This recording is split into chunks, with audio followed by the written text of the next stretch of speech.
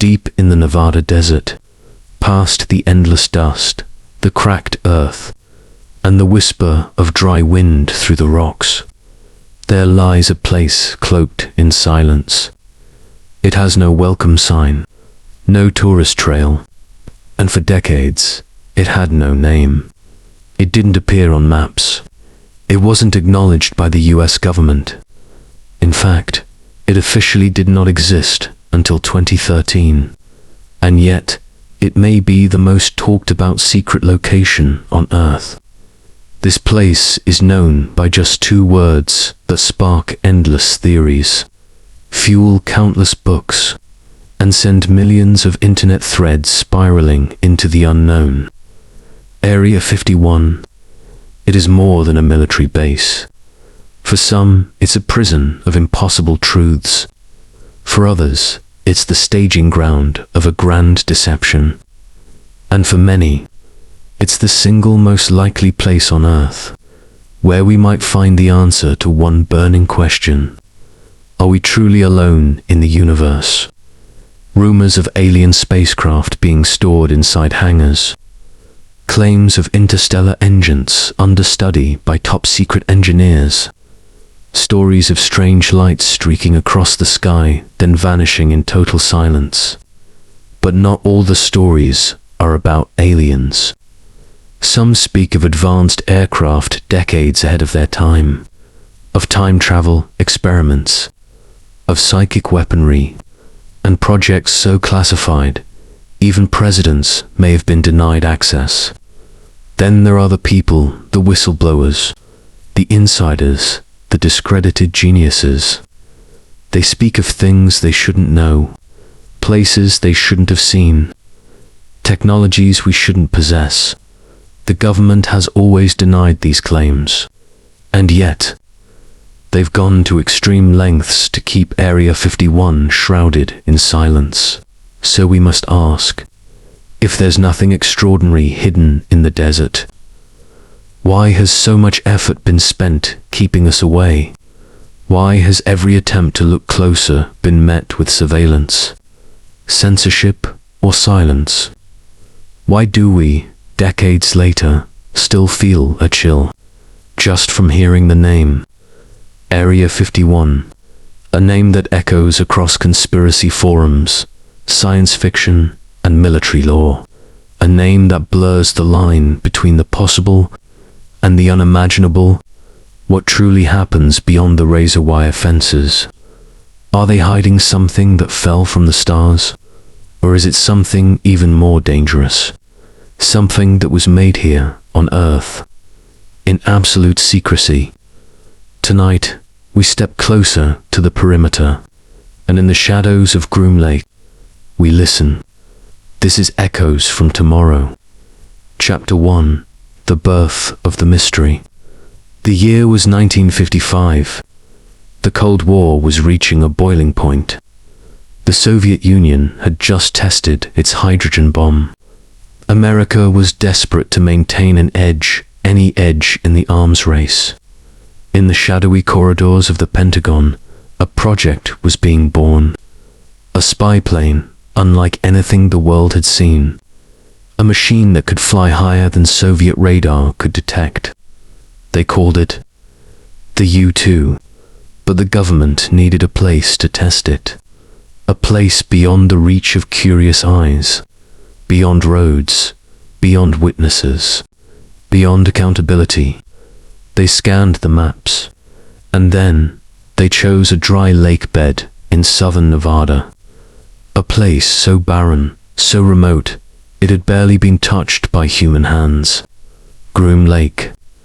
Once a mining site for silver, it was now a grave of silence and cracked earth. Within months, construction began. Runways were carved into the dust. Temporary buildings were flown in. Fences went up. Signs were posted. Use of deadly force authorized. No one asked questions. No one dared. On official documents, it was simply called the Nevada Test and Training Range. But behind closed doors, Engineers and intelligence officers had a different name for it: Area 51. From that moment on, it vanished from public maps.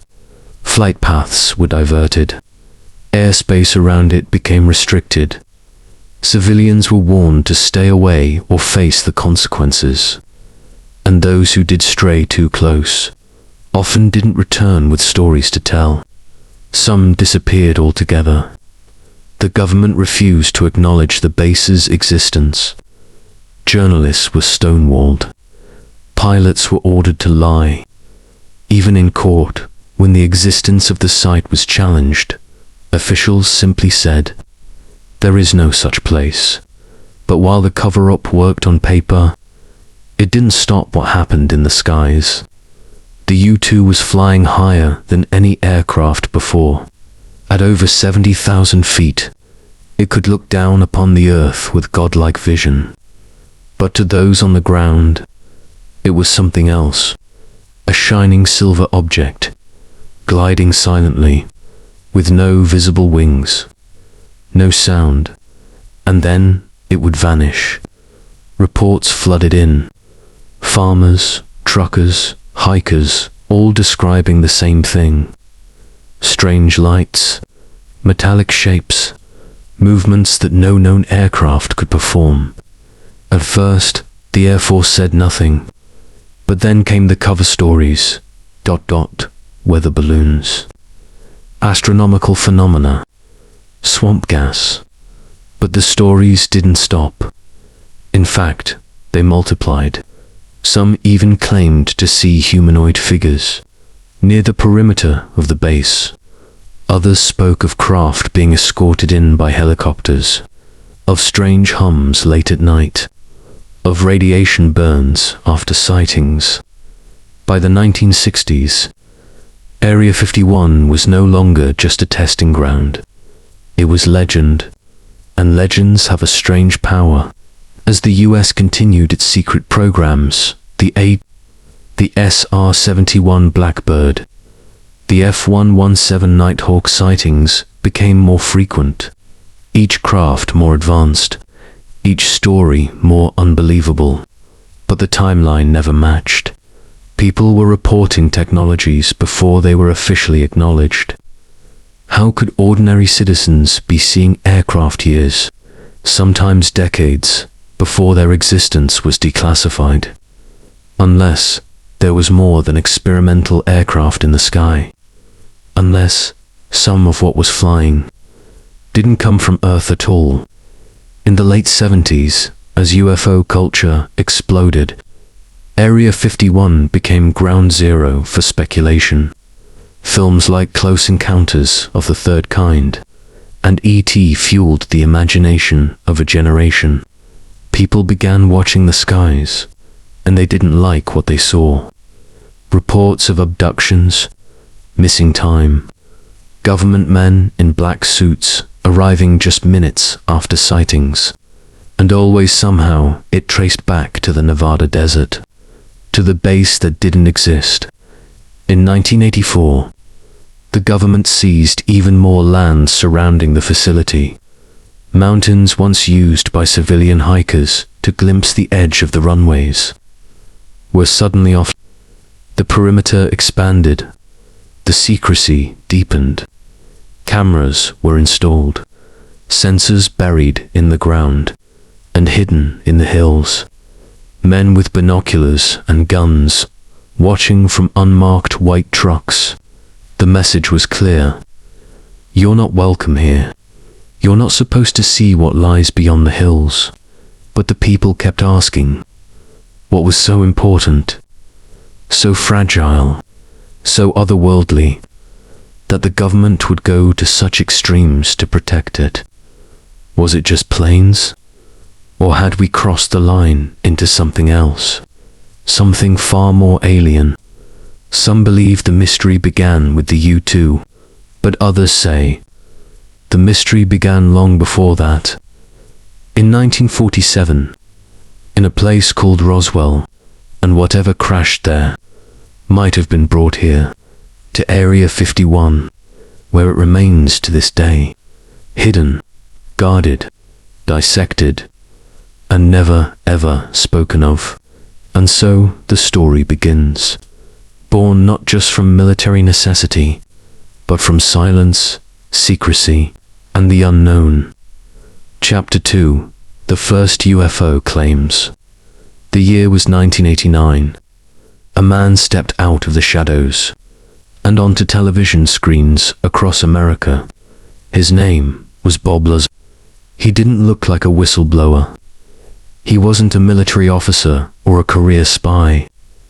He was a physicist, and he had a story that would change everything. In an interview with Las Vegas news station KLAS, Lazar made a stunning claim that he had worked not at Area 51 itself, but at a hidden site just south of it, deep within the desert, known only as S4. And what he did there was reverse engineer alien technology, not experimental jets, not prototypes of Earth-made aircraft, craft that were not of this world. According to Lazar, S4 housed 9 flying saucers, stored inside a camouflaged facility built into the side of a mountain. The hangar doors were seamlessly blended into the terrain. From above, invisible. Inside, he said, scientists worked tirelessly. Their mission, to understand how these crafts operated. Lazar claimed he was assigned to one specific task, the propulsion system. What he discovered shook him to his core. He described a reactor, powered by a mysterious substance, element 115. At the time, it wasn't on the periodic table. It hadn't been synthesized, but Lazar insisted this element was real. It was the key to the gravity manipulation system that allowed the craft to bend space-time, not fly, but fall forward, by creating a distortion in the space ahead of it. In his words, it doesn't move through space the way we think of movement. It distorts the fabric of space itself. There's no propulsion as we understand it. Lazar also described the craft's interior, compact, seamless, built for beings not human in size. There were no wires, no screws, no rivets. Everything looked grown, not constructed, and the controls, not buttons or levers, but something more like biological interfaces, responsive to thought. He spoke of gravitational amplifiers and a control reactor the size of a basketball. He even drew diagrams so detailed, so specific, that even physicists were intrigued. Of course, the government denied everything. They claimed Lazar had never worked at S4. In fact, they said, he had never even been employed by Los Alamos National Laboratory, where he also claimed to have worked. But there was a problem.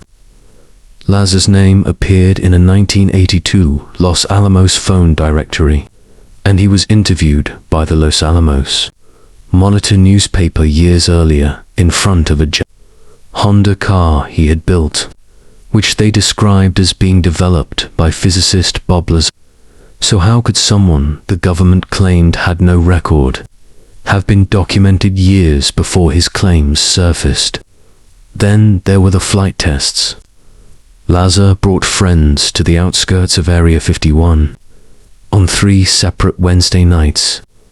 Why Wednesdays? He claimed that's when test flights of the craft took place, and each time they saw lights in the sky, moving in ways no known aircraft could. One darted straight up into the air, another hovered silently, then vanished. These sightings were recorded. The footage still circulates today. But if Lazar was lying, how did he know the exact times and locations of classified flight tests? Some said he was a disinformation agent. Others claimed he was a pawn used to distract from more dangerous truths. But one thing was certain: the public believed him. and so did some within the UFO community. In the years that followed, more whistleblowers emerged. Pilots, engineers, intelligence officers. They didn't always confirm Lazar's story directly, but they echoed it. Hints, descriptions, off-the-record nods, always leading back to the same idea. That buried beneath the sand, beyond the fences of Area 51, lies technology not of this earth, that our government, for decades, has been attempting to unlock it, and perhaps failing. The mystery deepened when, in the early 2000s, Russian scientists succeeded in synthesizing a new element. It was called moscovium. On the periodic table, it's known as element 115. Was this what Lazar had spoken of? Or was the government now several steps ahead, working with a stable isotope, unknown to the rest of the world? Lazar had always claimed the form he worked with was stable, the one synthesized by Russian scientists, unstable, radioactive. So the question remained, did Lazar see something real? Or was he weaving a fantasy from half-truths and science fiction? Either way, his story put Area 51 back into the center of public obsession. For decades, it had been the subject of speculation, but Lazar gave it form, detail, a voice. He peeled back the curtain, if only slightly, and what he revealed was stranger than we imagined. A secret facility, hidden in the desert, housing objects not built by human hands, and a government willing to destroy reputations to protect a secret. Some believe Lazar, others don't. But one thing is certain, from the moment he spoke, the world never looked at the sky or Area 51 the same way again. Chapter 3. What might really be hidden there? What if everything we've been told about Area 51 is only the beginning? What if the real secrets haven't leaked at all? Over the years, theories have multiplied, each one stranger than the last. Some say the base contains the wreckage from Roswell, the infamous 1947 crash that the government insists was just a weather balloon. But witnesses, military personnel, civilians, even local morticians have told a different story. Metallic debris, impossible to bend or burn. Symbols not of any known language. And the most disturbing detail of all, bodies, small, grey, humanoid, stored, some believe, in cryogenic chambers beneath the Nevada desert, preserved for study, dissected for understanding. Were they real? Or was it psychological warfare, an illusion crafted to confuse America's enemies and its own people? Others believe Area 51's true purpose has nothing to do with aliens, that it's a proving ground for black projects, covert technology decades ahead of anything we see today.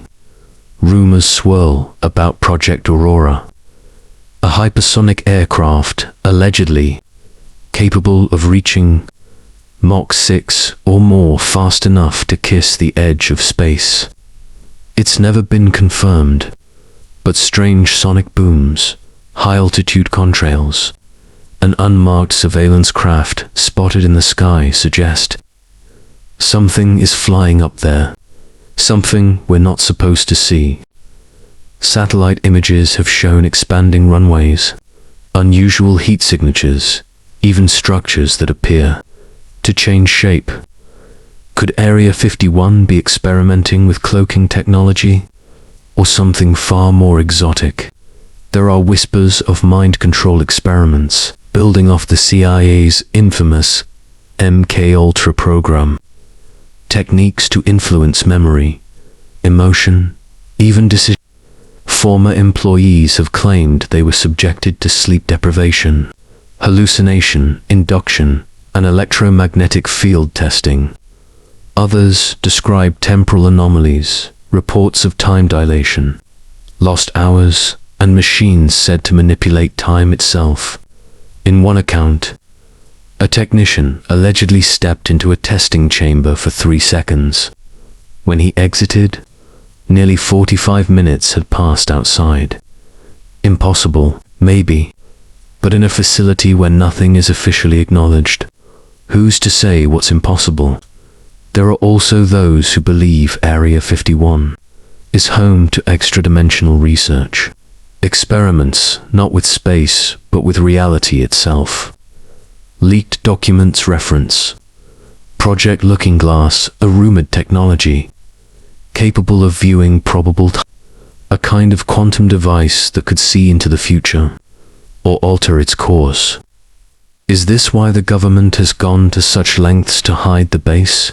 Not because of what they've built, but because of what they've discovered. Something fundamental. It's also been suggested that Area 51 acts as a global archive, not just for alien artifacts, but for knowledge, ancient texts, forbidden science, information deemed too dangerous for public consumption. Some claim there are holographic libraries buried beneath Groom Lake, accessible only through Neuralink technology. Others believe the base is a containment site not for weapons, but for entities, biological beings, conscious constructs, things that don't behave according to our laws of physics. Then there's the theory that connects Area 51 to something even bigger.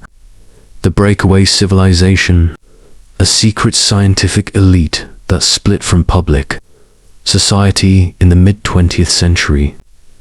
They don't answer to governments. They operate in the shadows. And Area 51 is one of their hubs. A place where science fiction becomes reality quietly, efficiently, without oversight. Some believe these groups have already achieved interstellar travel and are simply keeping Earth in the dark. That the aircraft tested over Nevada are not prototypes, but replicas of ships already being used elsewhere, in other star systems, on other worlds. But here's the thing. Despite decades of speculation, nothing is confirmed. And maybe that's exactly the point. The power of Area 51 is not just in what it hides, but in the vacuum it creates. A silence that invites imagination. A shadow so vast, it swallows truth and fiction alike. And in that darkness, the lines begin to blur. Is there alien tech buried in the sand? Is time being bent? Are minds being broken and rebuilt behind sealed doors? Or is the greatest secret of all that we'll never know? Chapter 4. Total Secrecy, the Culture of Denial. At Area 51, secrecy isn't a policy. It's a religion. The base has no public entrance, no signs, no visitor center, no guided tours, and no legal airspace. Try flying over it, and even military pilots will be warned, fined, or worse, grounded indefinitely. What's inside the box, as it's quietly referred to by air traffic controllers, is off. And if you try to get too close on foot, you'll find yourself face to face with armed security contractors, known as the Camo Dudes. They don't wear name tags, they don't answer questions, and they're not bound by the same rules as regular military police. Cross the line just one step over the unmarked perimeter, and they have full authority to detain you, permanently. Surveillance is constant. Hidden cameras dot the desert hills. Drones patrol the skies. Even heat sensors buried in the ground track footsteps from miles away. Every approach is watched. Every movement logged. And that's just what the public can see. Many believe the underground security is far more extreme, that biometric scanners, AI surveillance, and even automated kill systems are in place to defend the core facility. You won't find blueprints. You won't find building permits. And you certainly won't find admission. Even satellite images are blurred or redacted. Google Maps once showed a few buildings, but updates are slow, and some images vanish without explanation. Requests for information under the Freedom of Information Act are routinely denied, delayed, or returned blacked out.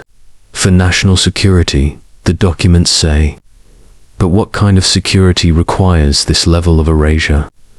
For decades, the US government didn't just hide what Area 51 did. It hid that it existed at all. Until 2013, there was no official acknowledgement of the base. People who worked there couldn't say so. Journalists who asked too many questions were either silenced or buried under a mountain of red tape. Even presidents danced around the topic.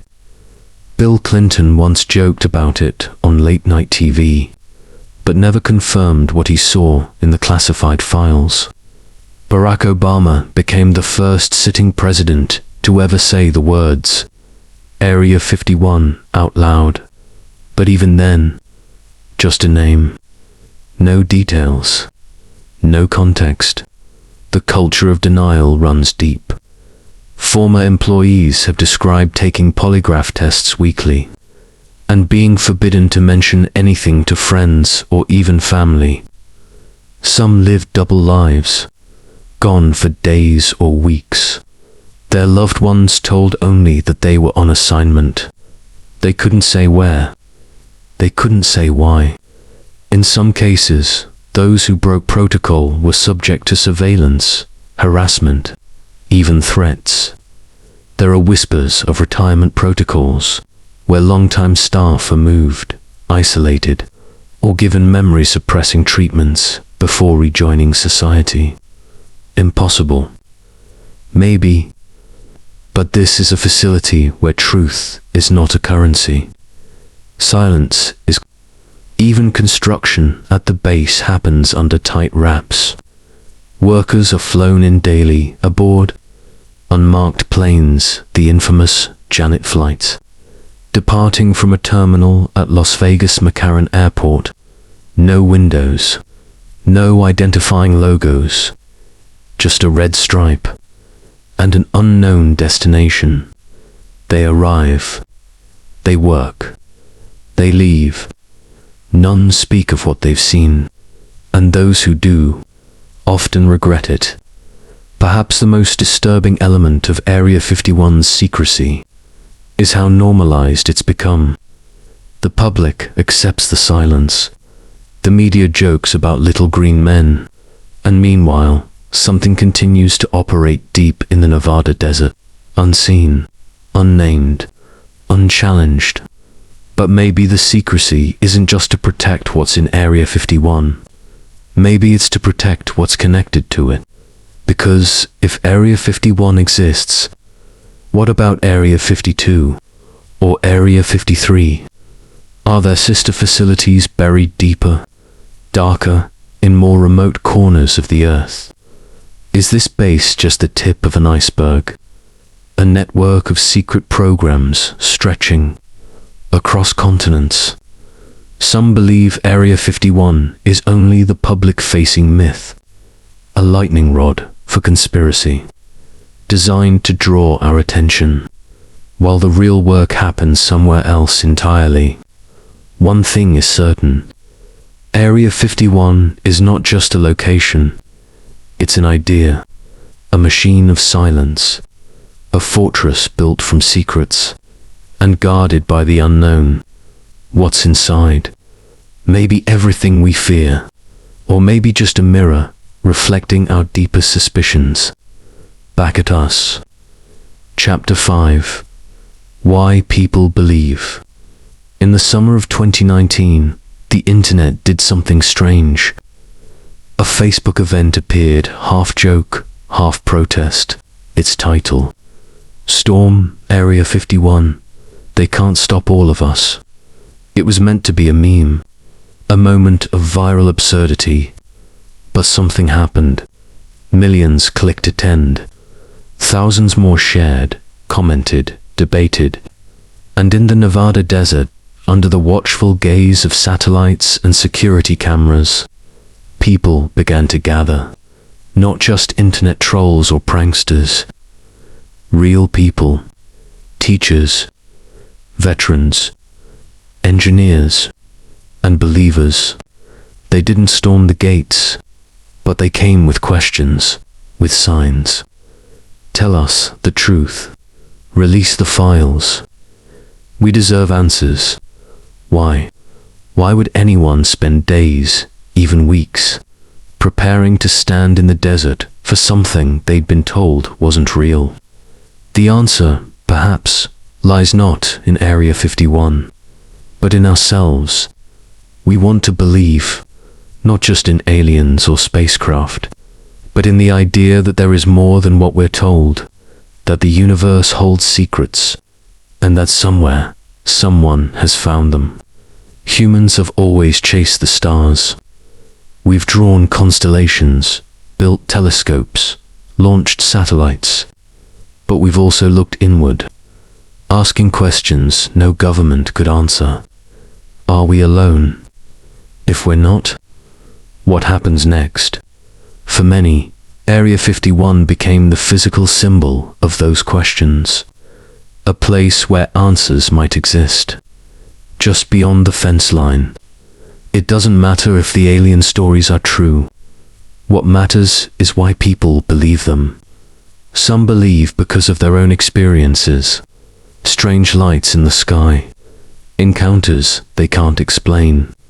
Others believe because of the patterns, declassified documents, military pilots reporting unknown aircraft, whistleblowers like Bob Lazar describing ships that defy physics, and always, the denials that come too quickly, too cleanly.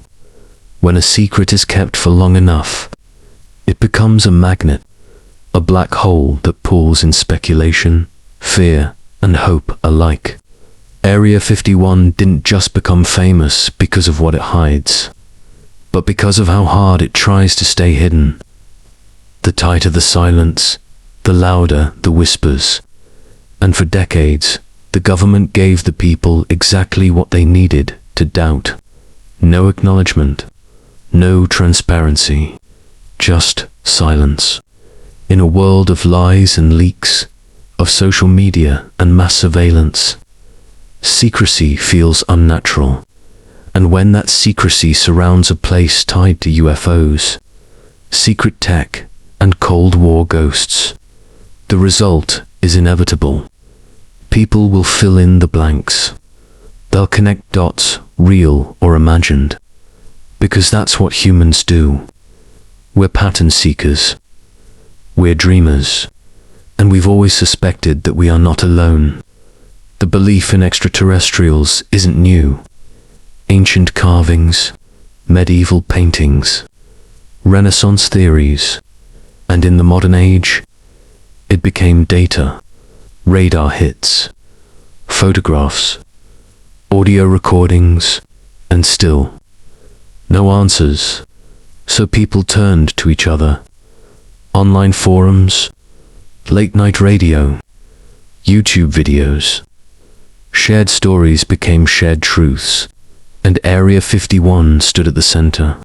A symbol, a stage, a question mark drawn in the sand. Maybe it holds alien craft. Maybe it doesn't. But for millions, it represents something bigger. The fear that knowledge is being hoarded, the suspicion that truth is being buried, and the quiet, burning hope that we are part of a much larger universe, one we're only beginning to understand. So when people gathered in 2019, they weren't just chasing memes.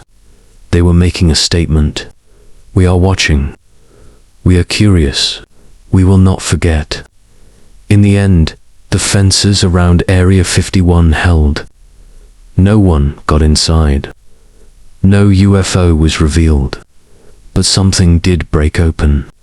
The public conversation, and perhaps the realization that the greatest secrets aren't just hidden in bunkers, but in the way we're taught to stop asking questions. Area 51 may never reveal its secrets, but perhaps that's what keeps it alive in our imagination. For decades, it's been a place of mystery, speculation, and the unknown. A place where stories were born, fueled by secrecy and shadowed by the silence of the government. We may never know for certain what's hidden behind those fences, what's locked away in the depths of Groom Lake. Yet, the idea of it, this massive enigma, remains alive in our thoughts. It's not just about UFOs or extraterrestrial technology. It's about something deeper, something intrinsic to our nature. The drive to seek out the unknown, the urge to believe in something greater than ourselves. Whether it's a crashed alien spacecraft, a time travel experiment, or a government conspiracy, what keeps us fascinated is the uncertainty. Area 51 represents the boundaries of our knowledge, the point where the concrete world ends and the unknown begins. It speaks to our fear of what we don't know and our yearning for the truth. No matter how strange or impossible it might seem, the theories will persist. The questions will remain unanswered, and the legend of Area 51 will continue to thrive, fueled by the very mystery it holds. But maybe that's exactly the way it's meant to be, because in the end, we may never get the full picture. But the pursuit of it, that quest for understanding, is what keeps us moving forward. And so, the story of Area 51 remains. A story of the unexplained, and maybe, just maybe, that's where its power lies. This is Echoes from Tomorrow.